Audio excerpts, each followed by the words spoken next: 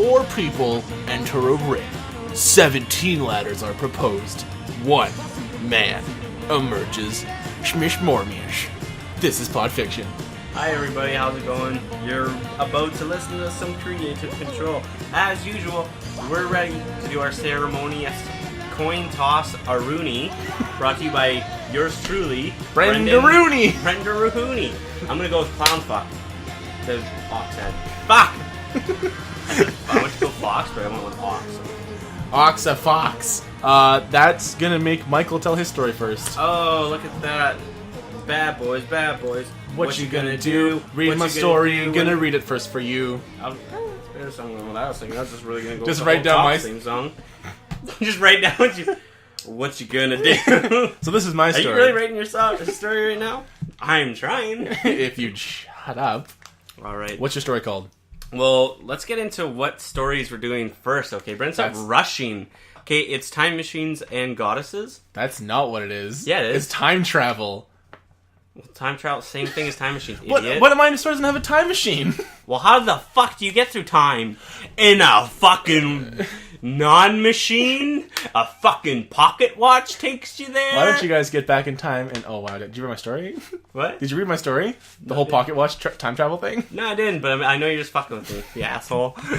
We'll see who's laughing when we get there. Alright, so the theme this week, Morty, is goddesses and time machines. Why not? Time travel. I'm drinking my Crush, which today's episode is brought to you by Crush. On your face. Alright, my story is called Back to the Future. We're not in the past, we just want to go to the future. So it just should be called just To the Future. Yeah, but Back to the Future sounds cooler. But we're not in the past, we just want to go to the future. Did they go to the future once and then, like, I know there's more movies. Back to the Future's called Back to the Future because they go to he goes to the past, but he has to get himself back to the future. That's why it's hence called Back to the Future. Punny. Yes. Alright. This is a true story of actual events that actually happened, and you can trust me, because I was there. In a castle above the highest peak in northern Ontario sat 2 of the greatest men gods ever birthed out of her vagina. God ever birthed out of her vagina. Alright. Handsome, smart, cool, and hilarious. And then there's Brendan. But enough about him. Let's talk more about me and my super cool... my super good qualities. So as Michael sat in his chamber, counting his millions, his poor best friend ran to him. I gotta do my best, Brendan. Michael, I've done it, said Brendan. Or Brian, whatever. Fuck it. It's canon. Yeah. What did I tell you to call me? Said Michael. Oh, sorry, my Lord Boner. I created the time machine you asked for, said Brendan. Michael looks at Brendan shocked. You actually got it to work? Says Michael. Brendan looking modest. Well, wasn't that hard, you know. Michael interrupts Brendan. Yeah, shut up. Looks like we're going back to the future. As Michael hops out of his seat and points. What are you doing? And how can you go back? You never went, says Brendan. I know that, faggle. I forget sometimes you don't watch movies. It's so funny because that's literally what I said as we started. How do you go back to the future? Okay, so Brendan, we're going to go to the year 2077, says Michael. Brendan looking puzzled. Why 2077? Said Brendan. Michael now holding a glass of wine, swishing it around while wearing a monocle and nothing else. Just a monocle? Because I've already banged all the hot chicks in this timeline. So in 2077, I'll be old as shit. So I want to be able to bone them. So by time traveling 60 years in the future, I can bone them, visit my old self, high-five him, and come back here with the least amount of herpes possible. Wishful thinking. Exactly, right? Brendan and Michael entered the super awesome time machine made out of those cool scooters you see all the kids riding. Couldn't be a fucking car? Or at least a motorbike? Says Michael. Well, it's harmful for the environment. And I don't have a fucking car neither. Neither do you, so shut the fuck up, says Brendan. To the future! I could have gotten one, says Michael. No, you couldn't have. Let's go, says Brendan. Through time they soar! Hey, can we stop on August 27th of this year? Says Mike. Yeah, sure. Here we are, says Brennan. Michael runs to the newsstand, grabs a paper. Ah, knew it! Knew what? Brennan says. Michael shows the paper to Brennan. Floyd Mayweather knocked out. McGregor knocked him out in 4 rounds. Let's go! Says Michael. Black flying through time on their scooter. They stop at a red light because, it's time travel, right? On a time travel highway, there's lights. You gotta be respectful of the road. A DeLorean pulls up next to them. Dude rolls down the windows. Looks at Brendan and Michael holding each other on the scooter. So, you guys like gay? Says Marty. Brendan looks at Michael. No. Are you fucking that weird old dude? Also, what's up with that unconscious chick in the back? Says Brendan. The old man driving pokes his head out of the window. It's a weather experiment, says Doc. It looks like rape, says Mike. It doesn't look consensual. The light turns green, the DeLorean flies away. Brendan looks at Michael. Fucking freaks. They finally reach 2077. We made it! Sudbury, 2077. Huh, arena, still not built. Good to know, says Brendan. Michael looks around. This place looks really shitty. And more shitty than usual. It's literally destroyed. The whole city's fucking destroyed. Dude, let's go find us, says Brendan. Brendan and Michael reach the castle in the future. Oh shit, we have a castle. I fucking forgot. That's radical. To see each other. It's half destroyed. They enter the barricaded castle. Man, what the fuck happened here? As Brendan looks at Michael. I'll tell you what happened. An old man steps from the shadows. Jod by Jovi. He made a robot. It's a whole army of himself to defeat the zombie apocalypse. You just traveled into the middle of a war zone, motherfucker. Says old Brendan. Then there were loud gunshots. Loud gunshots. Yeah. Good dude, screams old Brendan. What happened to me? Says Michael. You joined them. You are now living as Michael living on a prayer bona, says old man Brendan. Then boom, a Bon Jovi bot rips through the wall. Jovi bot shoots old Brendan, and then a strange man in a cloak grabs a Jovi bot and squishes it. Brendan holding dying old Brendan. Fuck this guy. I want to know who that is. So he drops old Brendan. Him and Michael run over to see this stranger. Could have been dangerous, but fuck it. Fuck it. He looks cool. He killed the Jovi bot. He's a good guy. Stranger pulls down his hood. It's cyborg Zac Efron. Still partially human. You guys okay? Says Zac Efron, trying to remain cool. Brendan and Michael strike like a cool pose. Yeah, we're fine, Zac, says Brendan. Michael slaps Brendan on the chest. Dude, you just died, says me. From out of the corner, a thumbs up appears. I'm not dead, but thanks for caring, says old Brendan. Nailed it. Oh, fuck. See, dude's fine, says Brendan. That's something I would say. Okay, weird, but whatever. You need to come with me. The goddess will see you now, says Zac Efron. Michael low-fives Brendan. Told you, there are hot chicks here. That's what we're thinking about, is still fucking railing chicks in the future. They arrive at the underground bunker. Cyborg Zac Efron points them to this room. The goddess is behind that door. Show your respect. Deal. Michael and Brendan enter this room, which is a giant office. At the center of the room is a desk and a chair, but it's like turned away so you can't see who's sitting in it. A very gentle female voice speaks. Pod Fiction. No accident you came to 2077. We've been planning your arrival for years now. The chair turns around. It's Dwayne "The Rock" Johnson. Nice! What the fuck? Says Michael. Ha! Totally fucking got you. I recorded that as a joke and totally got you, says The Rock. The Rock gets up. He's in battle gear, like Super Saiyan, like Vest Vegeta style. Pause. The Rock should play Nappa. Unpause. Back to the movie. There's a real threat. We need you to return to your time period and murder M. Night Shyamalan. You see, he made another terrible movie, The Happening 2. It's happening again, The Electric Boogaloo. So Hollywood banned him. So he made a zombie virus and unleashed it upon the world. You see how this interacts with the other story I wrote? Yeah. This is all one universe, by the way. Kill Shyamalan. Kill Shyamalan. Joey creates no boss. World is saved, says The Rock. Michael looks at Brendan. Okay, no problem. Just one question. Do we ever become famous? The Rock looks at him. No. Cocksucker, says Brendan. As Michael and Brendan head to the past to restore their future, the door gets kicked open. It's a bunch of Jovi butts. You need to leave now, Zac Efron says, as Zac Efron starts shooting him with the laser guns. Then the Joey bots look at Michael, and then they shoot, and then Zac Efron jumps in front of Michael and takes the bullet.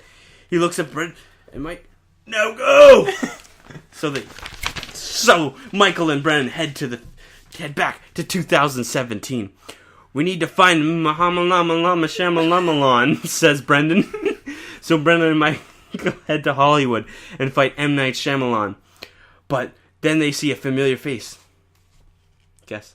This is Zac Efron? It's Zac Efron! Oh! Nailed it! Michael and Brennan run over to Zac Efron. Hey man, we're here for you, we're here, says Brennan as he puts his finger to his head like a gunshot and pretends to shoot himself. Zac Efron takes a step back. I don't know who the fuck you are, but if you don't back up, I'm gonna kick your ass. And that's not a hollow threat, he's fucking shredded. And Zac Efron leaves Brennan, looks at Michael. Don't worry about him. He'll come around. Let's go kill someone. We know he dies! Brendan holding the gun, pointing at M. Night Shyamalan. I can't do it. I want my first to be someone special, says Brendan. My first kill? I've got an idea, says Michael. Michael walks up to M. Night Shyamalan. Mr. Shyamalan, you can't make The Happening 2. It's going to destroy the world. Make Split 2. That's a good movie. Michael and Brendan walk away. I think the future's gonna be fine. Fuck, I almost took a sip, dude. Just fine. The end. Oh my god. Post-credits scene! No. Brendan and Michael sitting on the couch watching TV. Michael looks at Brendan. Dude, I think it's Search of Sasquatch is on, says Michael. Brendan holding out the remote. Try it's not it! Says Brendan, while the TV plays a new movie trailer from director M. Night Shyamalan. It was The Happening 2. It's happening again. Electric Boogaloo. Michael and Brendan look at the TV.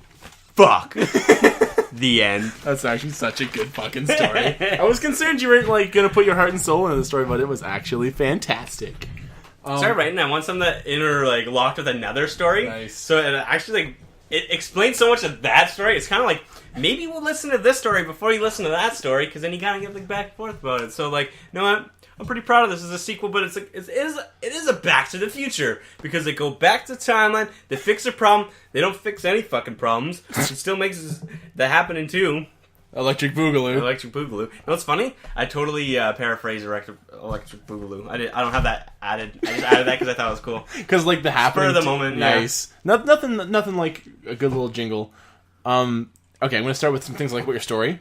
It was all awesome. I looked at, I guess, Zac Efron was in the future, and he totally fucking snubbed us. He's in the past. Yeah, it's he's true. in the past. He's in the past. Well, he's in current time. He's in current time, yeah. And then but he doesn't know us yet. Yeah. But he'll come around. And then when we asked The Rock if we ever become famous, and he says no, he said our names when he came in. He knows who Pod Fiction is. Yeah. We're famous. The Fuck Rock him. knows us. Fuck, we've reached the big time, dude. But I also have to say, he would make a good Nappa. He would make a good Nappa. In a good budget fucking Dragon Ball Z film. Who would play Vegeta? Michael Fassbender, I think, would play a good Vegeta. Yeah, but I'm looking for maybe a Brendan Slowbender. Slowbender over. That's my nickname. Maybe not my. I don't know. He's just got that voice. He's got to look like an asshole. Yeah, it's gonna be a shredded asshole. It should. Who plays a good shredded asshole? What's the guy's name from Arrested Development? Who's Joe Bluth?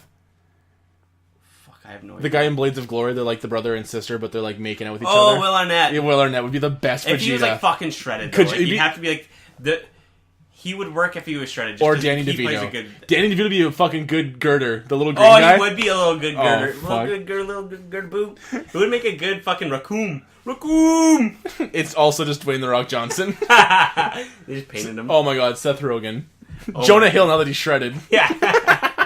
Alright. Let's hear your story. I'm gonna get on my story. My story is called A Roll of the Dice. Ooh. That sounds like an Anvil song. It is. Driving real hard, gotta roll on the dice. Please stop singing Anvil, we're gonna get copyrighted. That's not Anvil. Alright. The year was somewhere before Christ, but also somewhere totally fucking made up. Not quite Orc-Spire or Daranos. Not what quite... if Christ was made up, though? It is. Not quite Middle-earth or a galaxy far, far away. Not quite any of those well-written places. No. This place was more watered down, more poorly written, more good authors need not apply. Let's call this place Planet GY2709 to be very exact. Or GY2709, I gotta remember 7209.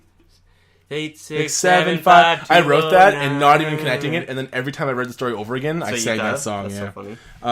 Or Planet Baldrock for short. The only planet where we love rock and roll like we like our planet name, to rock, and preferably be bald.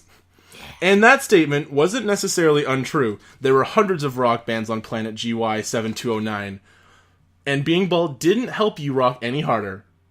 It certainly didn't hurt, though. The year was 3,712, which means nothing to no one, so don't try and say 3,712 is like future times. It's just regular times, like 2017 is not in the future. It's right now. It was the age of the mage for a page or a sage, where you could rage in a cage and not worry about getting laid. Because that shit was everywhere. Ooh, not like 2077 in my story. Fuck no. There was a way of doing things in this world, a natural order, if you will. 3 goddesses were praised for their divine beauty and their divine wisdom. The goddess of the sky, Merilith, the goddess of the ocean, Vermona, and the goddess of the mountain, Debbie. Yeah, all the cool names were already taken when they named Debbie, but don't worry, she won't be in this story. Much. Hailing from a tribe all the way out east was a great barbarian named Darian. He was exactly like you're picturing him. Barbarian, Dardarian. He was exactly like you're picturing him. Toned, shredded, and cut to perfection. The man was 6'7" and carried an amazing broadsword Dave on the his Barbarian. back. Yes. Like Dave the Barbarian. No, his name is Darian the Barbarian. Sorry. My mistake. He carried an amazing broadsword on his back that was bathed in the blood of 1,000 battles. He never wore a shirt because when you get into that many fights, you're tired of paying for shirts every time you rip one off to make a point. Hulk Hogan style. You think he's bankrupt because he bought too many shirts? That's exactly it. It's like fucking. He's just like stop wearing. $5 a shirt. He's gonna stop wearing a shirt. Darian was a man of simple things and pleasures, and his number one treasure he wore around his neck. It was a pendant his grandfather gave him. There was a giant gem that sat in the middle, and all around it were runes from another time that no one in the village knew. Today was a special day for Darian. It was the day that all barbarians from the village that were of age got to get paired up with a mage. The pairing ceremony was not one Darian cared for too much, but since he resides in a kingdom that follows the way of the goddess of the sky, he had to honor the time-old tradition. He would either be paired with a mage or work the only other job left, working in a call center, helping people with their insurance claims who decided to join the pairing. Smelik was a mage who was especially trained in healing, herbs, and elixirs. He was never one for communication with others. What he lacked in social skills, he made up for in totally rad white magic. Smelik was famous for being neither seen nor heard. So I'm sure it comes to no surprise when we tell you that the pairing ceremony made him so nervous he developed gas. Which unfortunately, there is no spell for. Well, not until you ascend to level 4, which is like 6 more stories from now. Oh shit.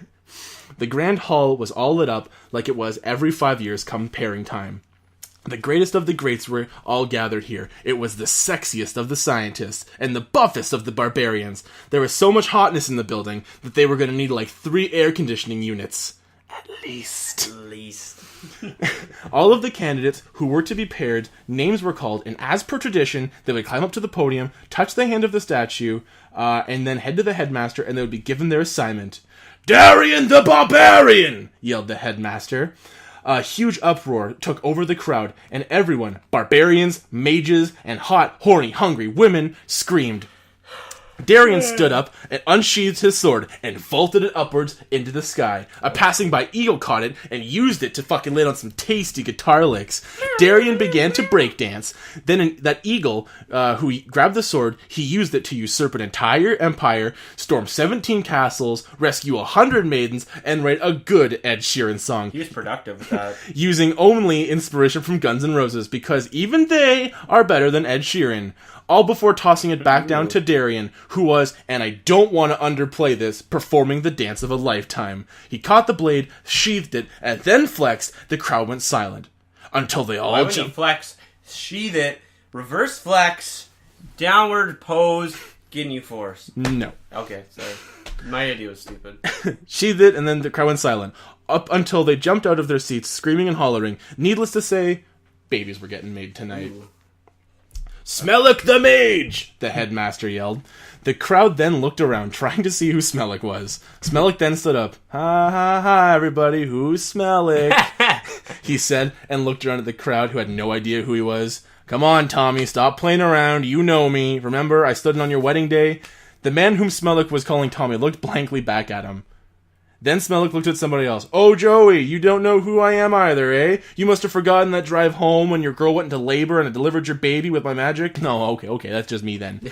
"Forget you guys," Smellick mumbled as he walked up to the podium where Darian was waiting. "Pleasure to meet your acquaintance," Darian said, as he stuck out his hand in front of him to shake with Smellick. "Smellick the Mage, the pleasure is all mine." The two walked up to the podium before the statue, linking hands with the statue and each other. "For honor, glory, and the way of the world!" screamed Darian. The crowd then roared again. "For justice, truth, and for Michael Bluth," said Smellick, just loud enough to be made fun of. The crowd remained silent. What the fuck is the time travel in this story? It's getting there. I told you. I'm not even halfway done. The crowd remained silent. One guy yelled, "I love that show!" And he did. It was Brendan. The two then walked over to the head mage, who was holding a brown envelope. "Do us proud, boys." The two then headed out of the building and began their assignment. Darian opened an envelope to remove a sheet of paper that read, "Dear Kingdom to the Far East, it has been a long 3 years since my daughter has been kidnapped. I would have looked for her sooner, but I honestly didn't even know she was gone until recently. It's a big castle. Please hear my plea. Rescue my daughter and help save my country. We've heard a group of bandits..." Make that rhyme? It did rhyme. I wasn't trying to. "We've heard a group of bandits are holding her captive down south. Please bring her back alive." Wow, that's a lot to take in for our first quest, you know? Like, it's our first time together and we're saving a princess from a kingdom? Whimpered Smellick. "Fear not, my trusty mage. Together, I am confident we can take on the world, but no better place to start than saving a princess from bandits and thieves." Darian cheered, perking up his new mage brother. "From now on, let us retire to the inn and rest and build up a plan of attack," Darian said. And that is just what they did. They retired to the local inn in the closest town, where they sat at a round table and ordered round after round, getting to know each other better. After about 6 or 7 meads, the two newfound allies were beginning to open up. Then from his travel sack, Smellick pulled out a map of the area. He pointed to a circle on the map, with a long line pointing from the circle to an X on the map. "We are here," he pointed to the X, "and this is the last known location of the thieves were said to be." His finger moved from the X all the way down to the circle. "You ever look up to the stars and realize just how bullshit you are?" asked Darian. No, said Smellick. "I've been in 1,000 battles, and I'll be in 1,000 more, and I have nothing to show for it," Darian said with sadness in his eyes. "All I have left is this amulet my grandfather left me. Sometimes I still hear the last words he ever said to me." Darian then looked up and to the left as he reflected on the words of old. "You should buy us all nachos, but none for yourself. You train and no food." Half sauced and feeling lippy, Smellick looked at the amulet. "Do you know what that is?" Darian asked. He asked to Darian. "Just an old trinket," he said. "This can be used to travel time. It can be used to travel time itself. Your grandfather was no barbarian, was he?" asked Smellick. "He was a mage. Most of my family was. When I walked the path of the barbarian, they were more than upset." He looked almost hurt. "We should use this to go back in time and take care of the leader of bandits when he was a baby, so the princess will return home," suggested a 3/4 drunk mage. "Are you suggesting we go back in time and murder a baby?" Darian said. Yeah, when you say it like that, it kind of sounds fucked up. He thought to himself, I have a great idea. Let's go back in time right now. Find the thieves' mom and dad. You distract the dad, and I'll lay down the moves on the mom. Make a quick baby, then we'll raise the baby as our own, and then he'll grow up to be a gentleman, then he'll never kidnap the princess, and we'll pop back here and see the king and tell him the good news. Smellick, usually being of sound mind, normally would never have agreed to this plan. So insane. But considering he was 6 flagons deep, said a few words, found a secret place, and opened a portal, and they began their plan. Now, for the sake of wanting to do a montage, let's go ahead and pretend everything went off without a hitch. They have a beautiful baby boy. You should have seen him, but you'll never see him. He won't even be at your funeral. Since their son... oh my goodness. Since their son was what we in the biz call a bit of a late bloomer, they stayed there for a little over 30 years. When they returned, they were their young selves again, and they came back. There was no new volcanoes, no 3-headed monsters, so things must have went well. They went to go see the king to tell him the good news. However, upon arriving, they saw the murdered king before their eyes, and sitting atop the throne was their own son, who had grown up to hate their fathers. They did leave him after all. Their son then threw them into jail. Darian, you idiot, how are we gonna get out of this? I don't know. Looks like Darian done bleep blooped, he said, turning into a robot. I knew we should have never have traveled in time, said Smellick. You never loved me, said Darian. Finn. That's my story. Yay! Do you ever look up at the stars? See how stupid you are? Every single night. That story was bullshit. This show is bullshit. I quit. I quit. I fucking quit. First of all, was he a robot the whole time? God, who knows? Time travel does a lot of weird things, people, dude. No, it doesn't. Yeah, it does. It doesn't change you. It doesn't change what type. It doesn't turn you into a robot for no reason. You can't prove that. That's true, I can't prove it. You can't. Because if in your made up fucking fairy tale land, everything just ended up in Blue Blop, the fucking little fantasy bitch. Little fantasy bitch. You calling her a little fantasy bitch? Fantasy bitch! It was funny. I liked that murdering a baby was on the table at one point. Yeah, well, they took it off the table real quick because it's kind of fucked up. Yeah, I think they weighed their options. Because that's what everyone thinks. They're like, oh, let's go back in time and kill Hitler. It's like, you're gonna kill a baby? That's kind of fucked up. Still, man, it's kind of... Still, you save a lot of people. Yeah, but you're gonna kill a baby? Nah, you're not. I'm just gonna throw like a... Yeah, I'm gonna kill... Drop it, mister! I'd kill a baby. Yeah, I'm sure you would. I would. Mr. High Roads. I just want to look at it. Is that the baby? You threw an orange off a balcony. God damn it. Yeah. I'm actually surprised there's oranges back in 1916, if I'm being honest. Irrigation, am I right? It's hard. Alright, I rate your story out of 10. I give you a 2.5 stars. Nice. Just kidding. I give you a 6.5 stars. I was being a little critical on it. Nice. I was hoping I'd back my jimmies up a little more. Okay. But I did clink the boots a couple times. Nice. So, twinkle twinkle. That's why you get that 6 stars. 6.5 stars. I did enjoy it. I did like Darius the Barbarius. Yeah. He's kind of vicarious. He definitely is. I like that they decided to take a baby and raise him on their own and then not raise the fucking kid at all. Well, they were there for 30 years. They didn't do anything with the baby. You literally said they didn't raise him. Well, they went back in time and raised him, and then left him, and then went to the future. So, okay. Checks out. All right. I would give yours 5 stars out of a possible 1. 500%. Take that home with you. I should probably get an Napoli. I didn't know they were still giving these out. I didn't even know this existed until yesterday. Exactly. This is the best day of my life. I will thank you guys for tuning in to Creative Control. I hope you really liked it. If you have any comments, drop them in the link below. The Rock will surely get back to you as soon as he possibly can. That's absolutely true. Thank you for tuning in, folks. And don't touch me! Bye.